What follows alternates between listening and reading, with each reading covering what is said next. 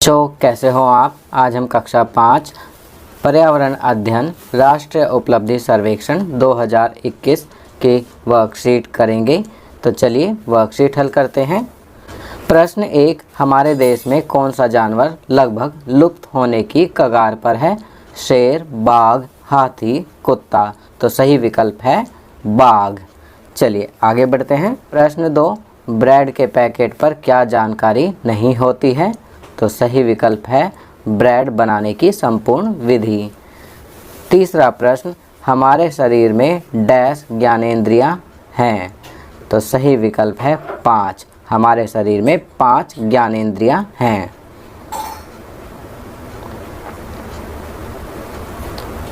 प्रश्न 4, प्याज और लहसुन को खराब होने से बचाने के लिए हम क्या उपाय कर सकते हैं?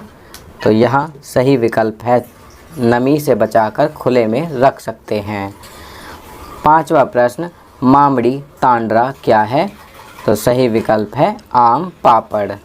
चलिए आगे बढ़ते हैं। छठा प्रश्न, भव्यम ने गीली रुई में चने के सूखे बीज, भुने हुए बीज और 1 दिन के भिगोए हुए बीज रखे।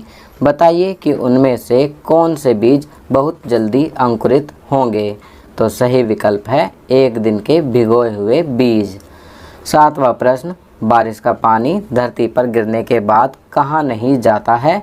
तो सही विकल्प है अलमारी में। चलिए आगे बढ़ते हैं। आठवां प्रश्न, मक्खियों द्वारा कौन सी बीमारी नहीं फैलाई जाती है? हैजा, पैचिस, चिकनगुनिया, टाइफाइड। तो सही विकल्प है चिकनगुनिया। नौवां प्रश्न, प्रकृति में बीज किसके द्वारा नहीं बिखरते हैं? हवा द्वारा, रेडियो द्वारा, पशुओं द्वारा, जल द्वारा। तो सही विकल्प है रेडियो द्वारा।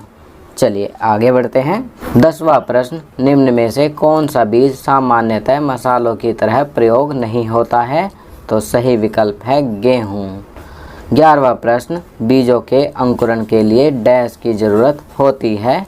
तो सही विकल्प है हवा और पानी। बीजों के अंकुरण के लिए हवा और पानी की ज़रूरत होती है।